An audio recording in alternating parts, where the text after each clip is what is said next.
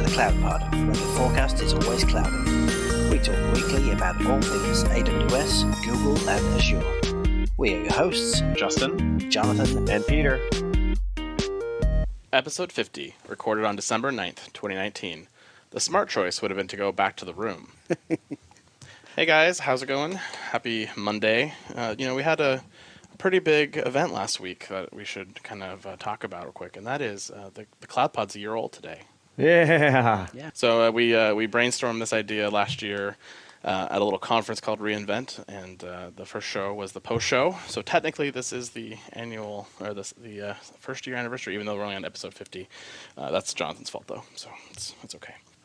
Vacations incurring into the show. That's all right. But beyond the happy birthday to the podcast, which we're super excited about here, this is also the week after reInvent. And so you guys all joined us last week in reInvent. We saw many of you out on the show floor. We gave out stickers. We met people. We were super happy to do all that. And we do have a special guest with us today. Ryan Lucas is joining us once again. Hi, Ryan. How's it going? Good. It's going good. How about Jonathan, Peter? How are you guys doing out there? Hanging in there. I'm still alive, just about. I can start to feel myself again after last week. I'm surprised Ryan made it back, though. I have a lot of practice. I've not caught up on my sleep, though. I was trying to do show notes earlier and was trying not to put myself to sleep. We have quite a show, quite a action-packed. So we thought we'd be smart and we'd record on the 20th of November, thinking, of course, Thanksgiving, Amazon's going to be quiet before their big conference, and that was completely wrong. So there was about 80 plus announcements that happened between the last time we recorded a show and the reInvent start, which we count as Sunday night.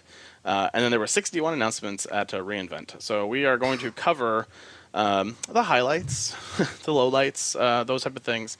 We will not cover everything. It will all be in the show notes, and these show notes for you, if you haven't looked at them, are brand new. Now have a lovely show note writer to help us out here on the show, which we are super excited about.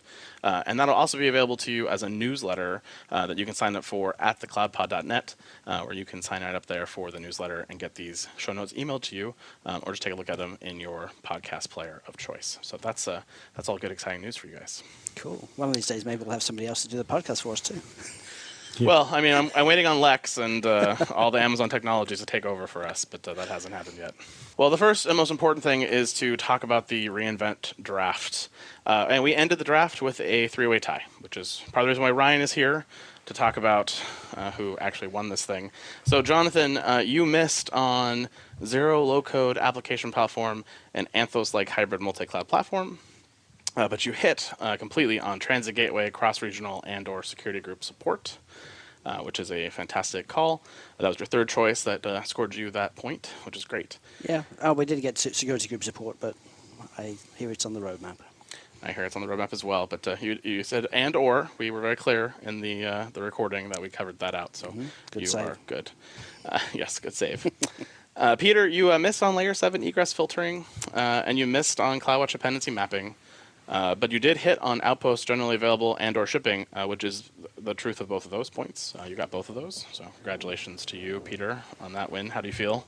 Awesome. I feel pretty good about that. I was pretty close with the gateway, too. I mean, the ingress, if you notice the announcement about the ingress features, it's also egress features for directing traffic in and out of your VPC, but there is no layer 7 functionality yet. Yeah, unfortunately. But we did also hear that might be in the future someday. So I'm just going to keep guessing it until it comes up. You're just too soon. And then I missed on the cost reduction for the network tier, which I was bummed about. And I missed on visual threat detection modeling for their security tools, although I almost hit that one, which we'll talk about later. And then I did hit a device with a camera, like a drone thing, essentially replace the Deep Racer. It was not a drone, but it was a piano called the Deep Composer. As well as they updated the Deep Racer with a new widescreen camera and LiDAR radar. So I definitely hit that on Sunday Night Live. So overall, we all hit 1 point, which is great. Congratulations, all three of us, for at least not being completely dense. Then on the artist pick, we all missed artist pick. We weren't even close on that. Anderson Paak, who also headlined on the Intersect show, was the key show of reInvent, as well as the drones and a bunch of other things that were happening at Replay, which we'll get to a little bit later. And then in the runner-up category, we did not hit a la carte instances of CPU and memory combinations. We did not hit perpetual free tier We did not hit on CloudFront deployment and or dev mode. And we did not hit on the year of organizations, although a lot of them did have organizations. It wasn't mentioned on stage. And then F1 data analytics, they did cover in Monday night for Peter. So he did get a runner-up, but they are not pointed as the rules state. So nice job hitting that one. But if you put in your picks, you would have won. So that's a bummer for you there, Peter. So there you go. That is the skinny on this. The one I mentioned that I was close on, the visual threat detection modeling for security tools, is basically a service they call Amazon Detective. They announced it in a breakout session. They did not announce it on the main stage anyway, although I was hoping Werner was going to mention it, and he did not. So that was my miss on that. So Peter, Ryan, how do you feel? How do you feel about this draft, and who do you think wins it for either creativity or something else? Because this is a clear three-way tie. I mean, how do you pick a winner? It's a Sophie's choice. I feel like I'd be doing you a disservice to pick just one. So I think I'm going to leave it a tie, and you guys all have to share the point. Hey. Right. I paid you good money for this. I paid you. You reneged on that deal. I'm sorry, but I'm going to release the pictures I took. Uh-oh. Before you release the ones of me. Yeah. The F1 data analytics was pretty interesting, actually, in Monday Night Live. And they also had a F1 race car at one of the vendor booths on the floor. So that was pretty cool. Anyone who hasn't watched the Peter DeSantis keynote, it's definitely worth a watch. It's really interesting. Yeah, it is super good. Talks a lot about the HPC computer built on top of Amazon and how you can do that in a big way. So pre-event announcements, the things that we have to cover here to get us to the main event. We'll get through these pretty quickly here. So we've broken these out into a couple different categories. And the first category here is infrastructure platform. And these include things like cost categories, private links, SES, basic things that are kind of tied to generalness. And there's a ton of announcements here around application load balancers, etc. But we're going to cover two. The first one is the Amazon EC2 T instances now support unlimited mode at an Amazon account level. You can select unlimited mode preference at the CLI and SDK for the account. And this will change the default setting, allowing you to avoid costly CPU credit issues. Since the T3 and T3A, these systems have started up with it enabled by default, and that's not always what you want if you're trying to leverage those T instances for reduced costs. I see the problem the other way around. I don't think the problem is extra cost for the T3 instances. I think it's that it's such a chore to have to enable unlimited mode for the T2 instances because it wasn't supported in the launch configurations in CloudFormation. And so you either had to do it on boot in user data or use the new launch templates. But if you've already got stuff deployed, then you don't have to go back and rewrite that. So I like this, but for the opposite reason that they're selling it as. Yeah, I'd agree. Yeah, I just feel like it gets us one step closer to actually paying for what you use. I have the same, like all the times I've seen this really required is like, as Jonathan said, it's like, oh, well, we want the cost savings of you using a T series, but we don't really want to designate, our prod account gets the CPU unlimited, or different. It changes the difference dynamic between environments, and if you're using a multi-account strategy and have workload spread out, it's much easier if you can just do it all at one level. The other bunch of load balancer updates for you guys, weighted target groups for ALB, least outstanding requests for ALB. You can expand the subnet for network load balancers and private IP address selection for internal load balancers, as well as shared VPC support for network load balancers. So if you're super jazzed about load balancers, quite a few great new capabilities for you there in that group. Yeah, the weighted target groups is probably the most useful for me because now we can do easy blue-green deployments. That's what I was going to say, so I got nothing on top of that. Moving on to our next category, which is databases. Several different things around performance insights and Aurora, machine learning, etc. Those are all great announcements. If you're interested in those things, check those out. But the two that we're going to highlight here are the Amazon RDS for SQL Server now supports differential restore and log restores. This is a pretty common thing in SQL Server where you potentially want to take a full restore, then a differential sometime later, and apply both of those to the system, or a full restore, then apply logs to the system in like 15-minute increments, for example, is a pretty common pattern. You cannot do that before. You had to always use a full restore to kind of start your database up on SQL Server, and now you can do both the differentials and the logs, which really opens up a lot of really great use cases for migrating to the cloud. So this is a really great feature, in my opinion. Yeah, I wasn't aware that you couldn't do this since I'm not a big SQL Server user. So that's fantastic. I use this all the time on different database technologies. So this is kudos for them on them. Is it only SQL Server? This announcement's only SQL Server. I am not sure if this exists already for MySQL or Postgres, or if it's kind of be coming for those as well. I assume if it doesn't exist today, that it'll probably come in the next few months. but I think Postgres and MySQL always had a bit more flexibility than SQL Server did, if I Yeah. recall correctly. The other great announcement was you can now enhance the availability of your existing Amazon DynamoDB tables by adding global replicas. So previously, if you want to take advantage of that 5.9 availability on Dynamo with the new global table replicas, you would have to basically create brand new tables and migrate your data over, which could be a pretty expensive operation or potentially downtime related that you can't necessarily do in your production application.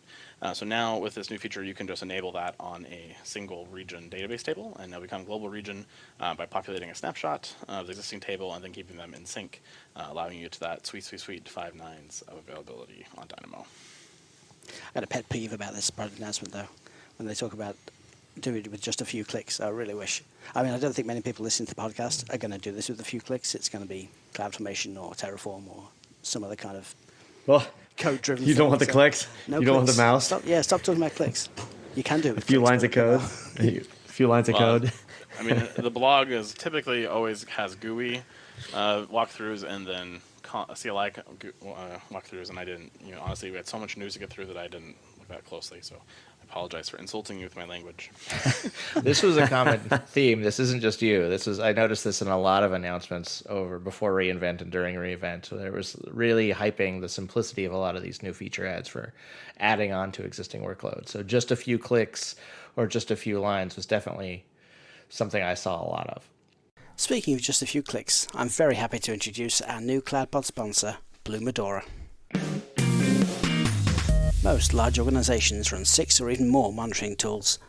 Each of them uses a mixture of data collection techniques from technology providers, open source communities, or custom integrations, and maintaining dozens of integrations across these tools can be a significant investment.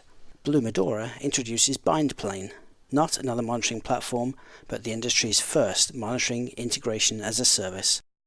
BindPlane can gather data from over 150 technology data sources spanning your entire organization. Remove or reduce your reliance on expensive monitoring and SIM solutions by sending log data to Google Stackdriver, New Relic, or Azure Monitor. Check out the extensive list of integrations, all provided at no additional cost. Learn more and sign up for a free trial by visiting bluemedora.com/cloudpod.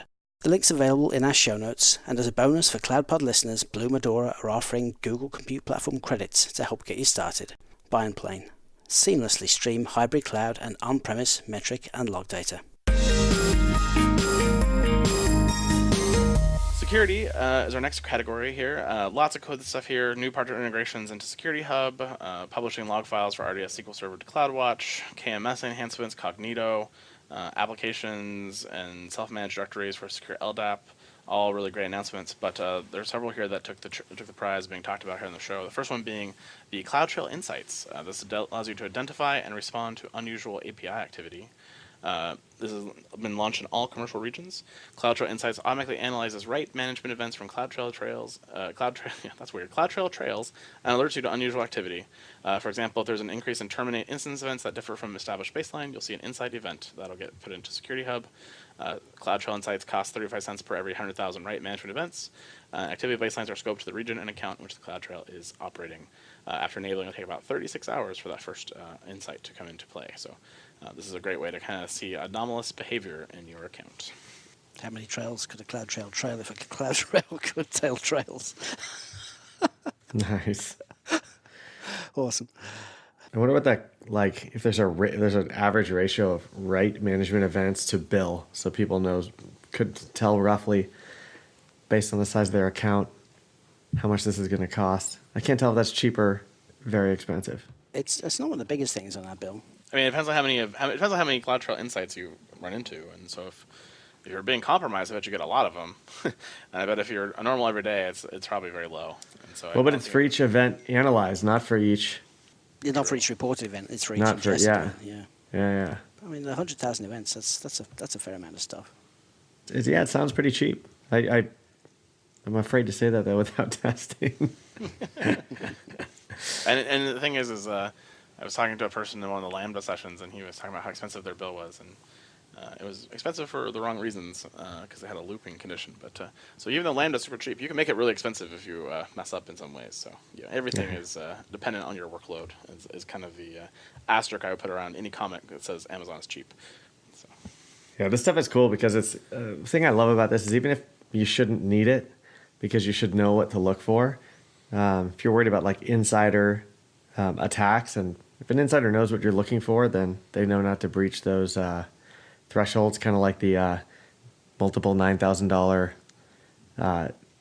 withdrawals from the bank, so you don't go over the 10K number. And this is going to make it a lot harder, I think, for insiders to do things they shouldn't be doing. The next evolution in Amazon single sign-on has arrived, and apparently that evolution is connects to Azure AD. Apparently, Amazon SSO now connects to Azure AD to leverage their existing identity store. You can automatically sync user identities and groups from Azure AD, and you can sign into multiple accounts and applications using the existing Azure AD identity. No need to remember usernames and passwords, and it'll be a familiar sign-on experience if you're using Office products. This is available in all supported regions, and it's actually a really nice feature for those who are in the Azure AD ecosystem for things like Office 365. This is a great enabler without you having to kind of put a bunch of middle layers in between to get to Amazon single sign-on. So I applaud this announcement, although next evolution is a bit of a stretch. Yeah, just look how easy it is now to bring Azure customers over to AWS. Yeah, just that much easier. I mean, the reality here is that a lot of IT shops went to Office 365 a while ago because managing Exchange is terrible. So, when they migrated that, they moved all the AD functionality over there. So this is a pretty good win, actually. I think this is going to be used a lot, and it's really going to fight off, competitors in the SSO space. You know what's worse than managing Exchange, Ryan? Nothing. Managing workmail. Ooh. Sting. So I think the part that is kind of net new that I haven't seen yet, which is why they're calling this evolutionary, is the ability of automatic provisioning into AWS from your single sign. They don't think they support that with Okta or any of the other capabilities unless you're using the managed Amazon AD services. So that's pretty nice, actually. That is a little bit of a great feature to kind of compete with Okta in a big way. So nice to see. Maybe that'll come out to other players here in the future as well. Amazon Secrets Manager is making it easier to rotate your secrets through CloudFormation, including secrets for Redshift clusters and DocumentDB databases. The automatic rotation will automatically create the Lambda, IAM role, and permissions needed to execute the rotation. So that's super nice. Secrets Manager was a bit limited, being mostly focused on Aurora and RDS before, and this constant push out to the other systems is going to be really great to keep them secure. Yeah, I look forward to just the more and more services that they're going to enable automatic rotation on. It's really going to help a lot of teams, because I think that's one of the hardest things to do is rotate a secret. You have to either do a redeployment or you have to touch production in some way, and so it gets a little ugly. But you also want to be secure, so it's frustrating. If this is handled for you at the API layer, fantastic. It's weird, especially because people have been typically passing parameters to CloudFormation. Well, not that they should have been, but and so the state is maintained in CloudFormation. So if you go and rotate that secret externally, it doesn't no longer ties up with the state that you think it is. So adding these features, like pulling parameters from parameter store directly from CloudFormation now, is pretty cool. I think you referenced the parameter and the CloudFormation parameter, and in the parameter store you reference the secrets management secret. So it's not confusing at all to do that, but you can't actually do it the same way. All right, this one's actually pretty cool. Use employee attributes for access control. This is a change. Traditionally, we use role-based access, or RBAC. And these are things like, a finance DBA has access to a finance server plus finance tables in the database. But as you think about an organization and the number of groups, the number of roles and different needs, it gets very difficult to scale this over time as the complexity of the number of roles and systems increases. And so Amazon is now solving this with attribute-based access control, or ABAC. You define permissions based on matching attributes, and you can use any type of attribute in the policies, user attributes, resource attributes, and environmental attributes. And the policies are written as if-then rules. So, if an attribute role equals manager, then she can access file resources having attribute sensitivity equals confidential, for example. These attributes are, of course, tags in AWS, which we have talked about on the show in the past that we weren't a big fan of. But this is why they're going this direction. This is the final answer we were looking for. And there's a couple other announcements coming up here that'll help make this more secure for you as well. But you can now pass these attributes in your AWS session via SAML. This does support these tags based on sessions, so they're temporary tags. And they work with things like Auth0, ForgeRock, IBM, Okta, OneLogin, Ping Identity, and RSA. And I assume the AWS SSO, although it was not in the article. It's at this point that I realized how many announcements there are, because I was super excited about this and then reInvent, and now I'm rediscovering this due to all the other announcements I've had to ingest since then. Yeah, just I forgot about that This one. is cool. Yeah. But it's really useful because IAM has never been fine-grained enough to be able to give different, sort of persona-based views in the console. And so I think this is definitely a step in the direction of personas. I don't know about persona-based views. That's actually one of my biggest gripes against IAM is that they give you the same view. It's just when you try to do something, you get an error based on your persona.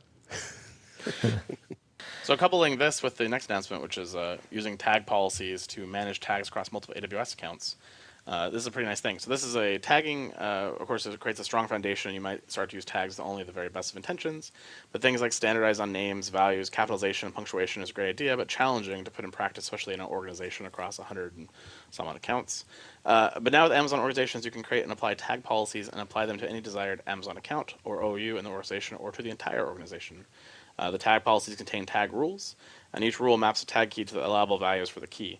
The tag policies are checked in when you perform operations that affect the tag of the existing resource, and these are all built into a tag or compliance reports. And so a combination of being able to deny changing a tag after it's been set, and this tag policies to make sure you have standardized naming and values, and the attributes thing. This is a pretty nice, secure opportunity for tagging in general, which is really great. I think it'd be pretty hard to turn on if you've got a big organization with lots of accounts already because you got to break things. I was worried about that too. So the tag policy, when you turn it on, it will give you a tag compliance report right away telling you that, hey, this many instances don't have a tag. But it won't break them or turn them off or anything like that. But when the next time they get updated by something, it'll error then and tell you, hey, you need to now set the tag. But if you have existing auto-scaling groups, then... Well, auto-scaling group doesn't count, I don't think, in that model, but it's really if you change the CloudFormation or you change the Terraform, that's what it's going to tell you, hey, you need to update the compliance tag. This is one I can't wait to test because this is my fear as well. But I mean, if we could, having a standard policy that's definable in this way, like I don't know how many, like the billing reports and accounts that I have access to, where it's like prod with an uppercase P, prod with a lowercase p, production. Yeah. Like it's everywhere, and trying to get that all standardized is really a chore. Yeah, it's just interesting. All the things that were sort of global in your single account, all those features have to eventually get elevated up to the orgs level now. I think just being able to run a compliance report against what you want it to look like is probably almost as valuable as enforcement, at least to begin with. Yeah, and they also have a new capability to do tags for new resources. So you could create the thing saying I have the standard, and then only enforce it on new resources, and then just have the compliance report to kind of open tickets and then close them out as you want to. So there's different ways to do it. So it isn't quite as impactful, but it's super nice to have it, and capability is fantastic. Yeah, I mean, without enforcing, it's pretty much like pulling crabgrass if you have a pretty decentralized organization. Hey everyone, Jonathan here. I just wanted to take a minute to thank the cloud consulting gurus at Foghorn for helping make the CloudPod possible. These folks truly get it. Cloud consulting experts since 2008, they are premier tier partners with AWS, Google Cloud Platform Silver, and Microsoft Azure partners. From multi-cloud to containers to moving full production workloads to the cloud under the tightest compliance, Foghorn's team of full-stack cloud engineers have been there, done that, gotten the t-shirt, and are ready to share their experience with you. If you're in the market for some talent to supplement your team, visit www.fogops.io/thecloudpod. www.fogops.io/thecloudpod. Foghorn, the promise of cloud delivered. And then there were several new improvements to the WAF. Those include a new rules methodology to allow you to use OR operators. This allows evaluations that would previously require multiple rules now be in one rule. So you can do if this, or this, or this, instead of having those as separate rules. And they also remove the 10 rules per web ACL limitation that used to exist as well. They've also provided a new Amazon Managed Rules capability, which gives you instant protection. The Amazon Threat Research Team maintains the rules, with new ones being added as additional threats are identified. These things include things like Amazon IP Reputation List, admin protection for admin websites like WordPress WP-admin page, core rule sets, known bad inputs, etc. And the new Amazon WAF now fully supports CloudFormation, which means it probably will be supporting or be supported by Terraform very soon as well. So that's really great features for the WAF. The WAF is finally growing up, guys. Yeah, there's a lot of partners who are selling subscriptions to those managed lists. Yeah, I think they'll get away from the basic ones like IP reputation and move to more high value add subscriptions in the future, which would be great. Yeah, keep everyone moving forward. I love it. I thought Ryan was going to say something. He's the WAF guy. He had the unfortunate task of having to deploy this across hundreds of accounts. So Yeah, I mean, that deployment effort was really just a lot of swearing and a whole lot of project that ended up being non-operational in the end, unfortunately. But largely because of a lot of these shortcomings, right? Like you could buy the simplistic rules, but at the time I was doing this, you had to do that for every account that you managed. You couldn't do it centrally, and so that was a great improvement moving to that. And I think this is the next level where you can start, really trusting Amazon to do that protection at a level that's higher, right? So I don't want to, the rules that I'm going to write are going to be so simplistic considering the things, that Amazon's going to provide through their machine learning and their security feeds. So this really is a fantastic thing. There are security teams that are rejoicing, I am sure. This is kind of slightly personal for me as well, not because I've used AWS WAF, but because I think using Logic years ago, they suffered from exactly the same problem in that they had rules for everything and a web interface, but you literally had to scroll through hundreds and hundreds of rules, no way to manage them as groups. They clearly had the features that we wanted, but we just couldn't use them. It was just unusable as a UI, so Amazon have certainly heard the complaints about the same issues with WAF, and this is really cool. Moving on to DevOps and Dev tools. The first one is simplifying cloud provisioning with your Amazon Service Catalog connector for Jira Service Desk. This is a simple way to do Service Catalog deployments with a ticket workflow, all fully integrated into Jira Service Desk. So if you're not using something as heavy as ServiceNow, this is a really great capability and feature to you. This Connect plugin for Atlassian is free, and you can get it in the Atlassian marketplace if you want to start creating some workflows that use Service Catalog. Such a refreshing change that it's not $10 per user per month. That is a nice change of pace. There's a couple other things that got announced in here as well. PowerShell for version 4, app config, etc. The next one, though, I want to talk about is Amazon CodeBuild adds support for test reporting. This allows you to add support for test reporting, giving you an effective and consistent view of your test executions in CodeBuild. Previously, you couldn't visualize your test results in CodeBuild, making it harder for you to troubleshoot test failures.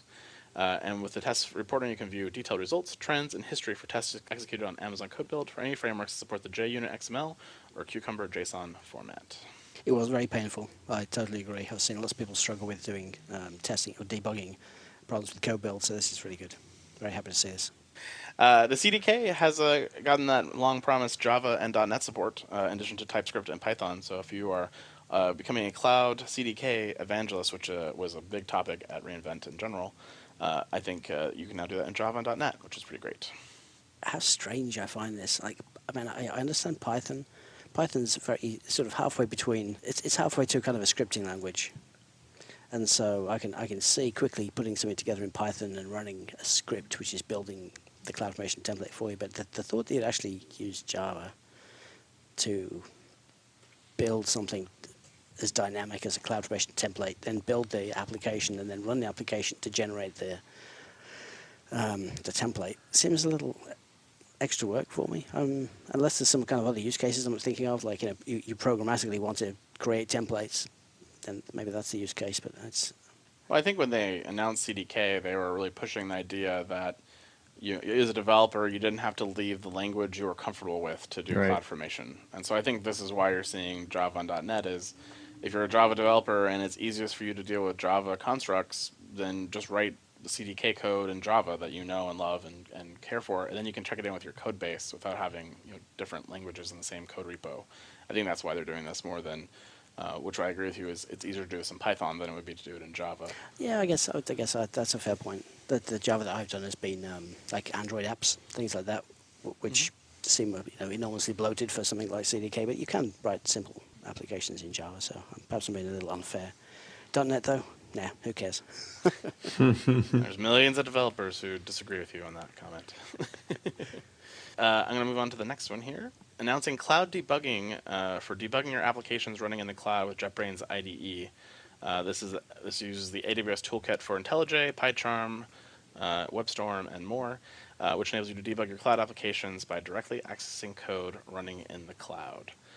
Previously, you would have to step through the debug your app, and you had to rely on features such as local emulation, which attempted to replicate complex cloud architectures on your local machine. I was not at the session where you guys talked about this, but I know you guys were pretty pumped about it. Who was pumped about it? I You don't can know. really hear the excitement. I know. Who was pumped? I thought both of you guys went into this debug thing where they're talking about debugging locally, and you guys were all jazzed. No, that must be somebody. Must be the other podcast. All right. I think it's a pretty good idea. I want to know how this works. Like, I like the idea of it, right? But is it, for Lambda, I can see how this would be very neat and very useful. It kind of ties in with the conversation we had about the serverless model versus SAM and how they support different local features, and so you never know which one to pick, or it's you kind of want to pick them both really to get a fully featured local development environment. And so by providing something like cloud-based debugging with the interface being local means they no longer have to really continue working on local testing features for Lambda, because you can make it look like it's local even though it's not. So this is super. And that's a huge complaint, right? I hear from developers all the time is that they're so used to deploying things locally or testing locally, but the minute you use DynamoDB in your application for your your key value pairs or what have you, you're like, oh, well, then I got to do this whole thing. And so, if this does that local emulation where you can run that test and you can kind of stub out against it, it is really helpful for keeping your iteration time short. We can finally remove all the print statements from the Lambda functions now. Still need those for my CloudWatch logs, so I don't know. Another CDK preview feature. The CDK Explorer. This is a plugin for the Visual Studio Code product from Microsoft. The CDK Explorer allows developers to visualize CDK apps in the sidebar. It's seamlessly integrated with the UI, and you can look at this as you're writing the code natively. So if you want visual confirmation that you put that load balance in the wrong place, this will tell you in visual style, in Visual Studio Code. So that's very cool. I haven't played with this one yet. I downloaded the latest version of the Amazon Toolkit for VS Code, and I haven't got a chance to play with it yet. Which then would mean I have to learn how to do CDK, so I guess it's a good forcing function just to see the pretty graphs. You guys are just stunningly on top of this. We can get some coffee again in this room or something. Like, is there? Do you actually use Visual Studio for development? Yeah, I jump between Sublime Text and Visual Studio Code quite often. I only use Visual Studio at this point. I've fallen madly, deeply in love with it, and I could not go back to Sublime or anything else. And the cool thing, it integrates natively into Docker now, so you literally can maintain your Docker images right there in the VS Code product. You can run dev environments in Docker containers natively. It's pretty sweet. I can execute my code locally in a container that I've predefined, or I can have it SSH to a machine and run over there. I can do all kinds of really cool stuff, and it's got a ton of support for all these plugins for like Terraform linting and like whatever have you. You guys should go after them for some sponsorship so we can help them up some more. Dear Microsoft, we'd like you to sponsor the Cloud Pod so we can talk about using Visual Studio Code for Amazon, please. Yes, Yes. makes perfect sense. We were almost entirely Atom at Foghorn, and now people are migrating. Atom, really? Atom's pretty old. Atom had its heyday, and then that just became a chore. And then TextMate before that even was the other one that was out there. But if you use JetBrains, though, you get built-in debugging. So I mean, if I wanted to use an IDE that takes half the memory of my box, I just use Apple's development tool. Yeah, really. Xcode. I think it's still downloading, actually. Yeah. You win the lightning round.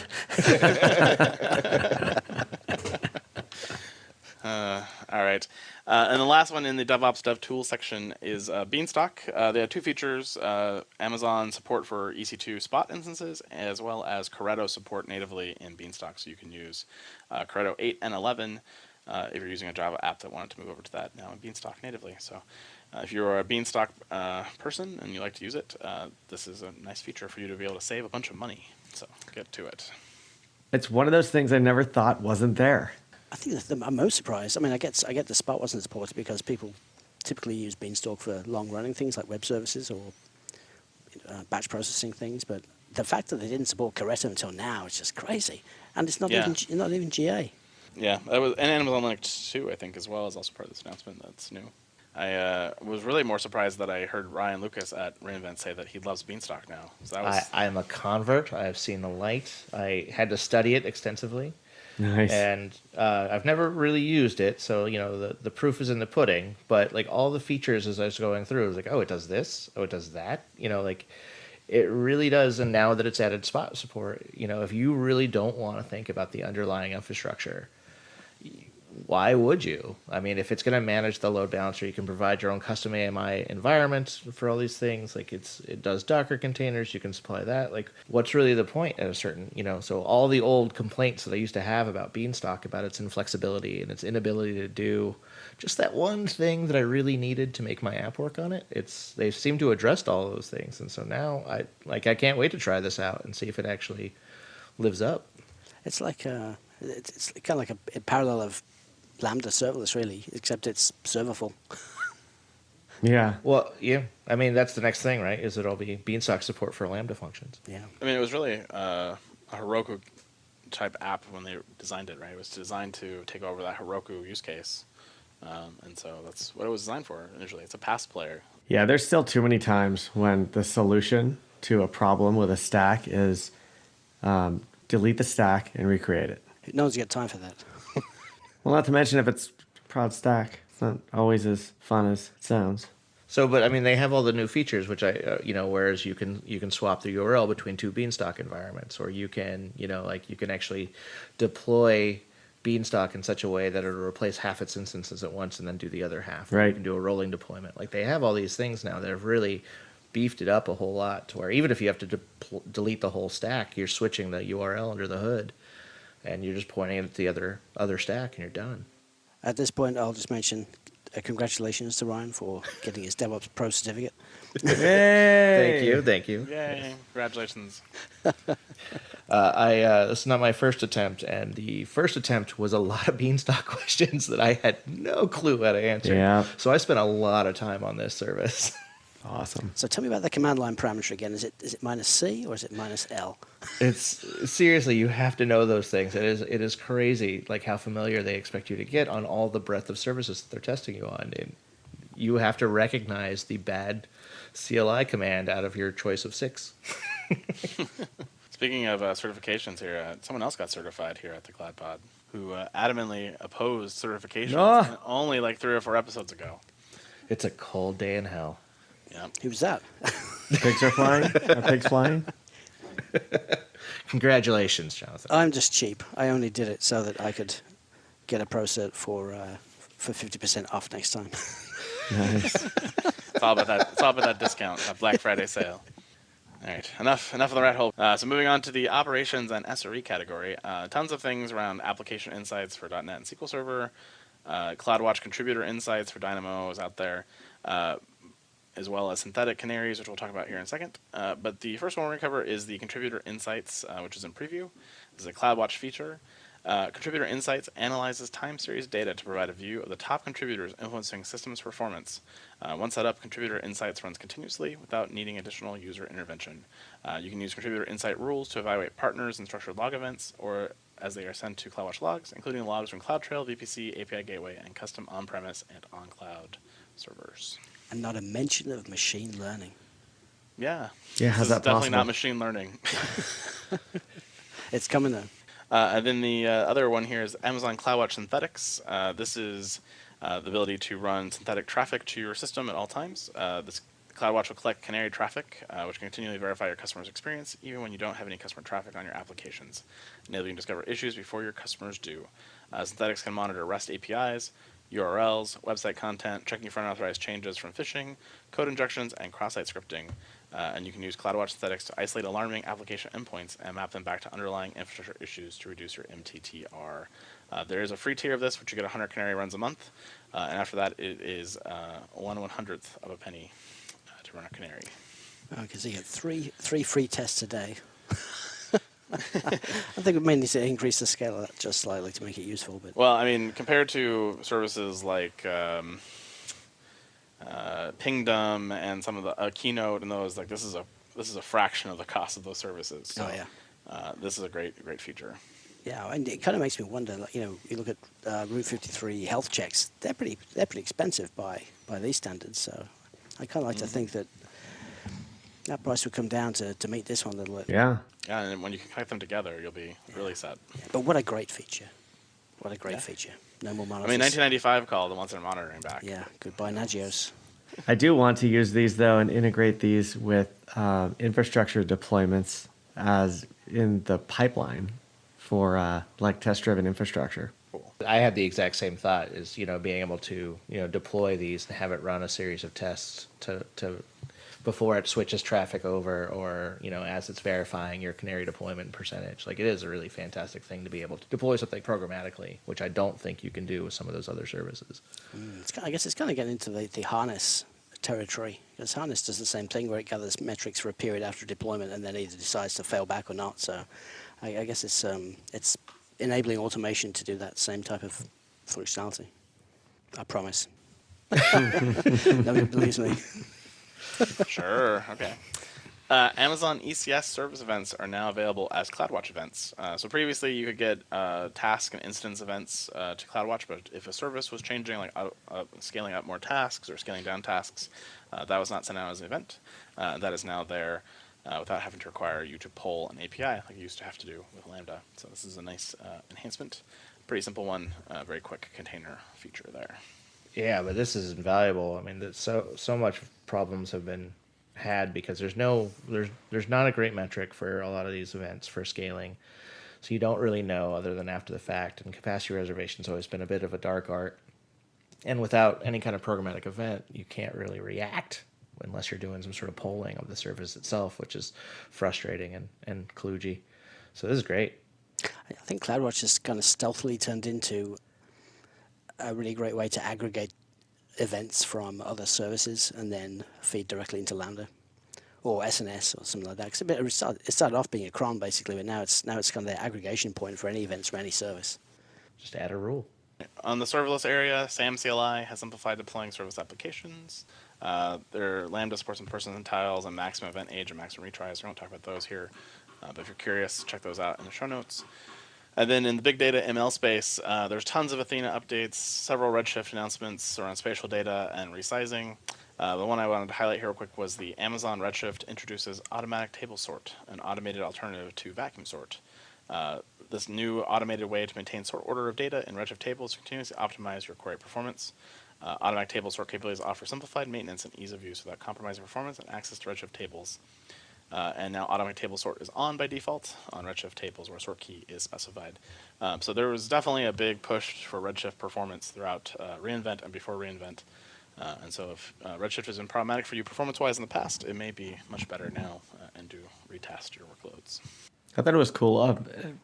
Across the board, I keep seeing more and more standardization on SQL as sort of the new global query language across all data sources, even if they're not RDBMSs.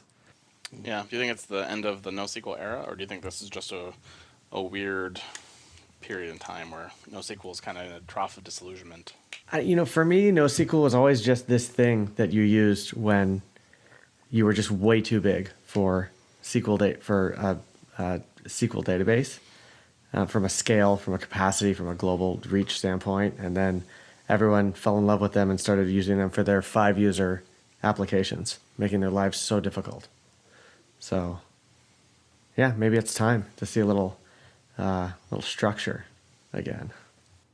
All right, moving on to IoT. We're not going to talk about any of these, but there's several new features for IoT from the IoT Day, as well as Greengrass now supporting containers at the edge, which might be kind of cool for those use cases. And then moving on to our other category, we will skip the 15 additional services received DoD Impact Level 4 and 5 because they didn't win Jedi, so why do they need those? And we won't really care about the Workspaces client for Linux, but we do care about chatbots. And the Amazon chatbot can now run commands for you in Slack.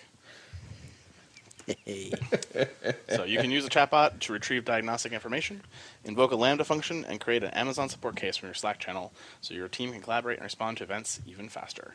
So hallelujah on the support case one. I could use that every day of the week. Someone's always asking us in the Amazon room in our company a question, and we're like, you should open a support case. And now we just hit Slack Amazon support, and voila, we have a case. So it's pretty great. I hope they fix the needing to know the account ID instead of using the account alias before it goes GA, because that's just a showstopper. I did respond to Jeff Barr when he tweeted about how awesome it was, and I said, except for the part where you used account ID and not account alias, and he liked my response to his tweet. So Nice. maybe we'll see something there. Well, that is everything for pre-invent. So, whew, that was a lot. We're at something like 50 minutes on this recording, so I don't know, maybe like 40 minutes in the actual audio you guys get out in the field. And we still have a lot to go. So get another cup of coffee, and let's get to reInvent itself. We're gonna, take a stretch. Nobody wants the 3-hour episode, so I'm going to call time on this, and we'll continue the reInvent announcements in episode 51, out in a couple of days. That is the Week in Cloud. We'd like to thank our sponsor, Foghorn Consulting and Blue Medora. Check out our website where you can join our newsletter, Slack team, send feedback, or ask questions at thecloudpod.net, or tweet us at the hashtag #thecloudpod. See you guys next week.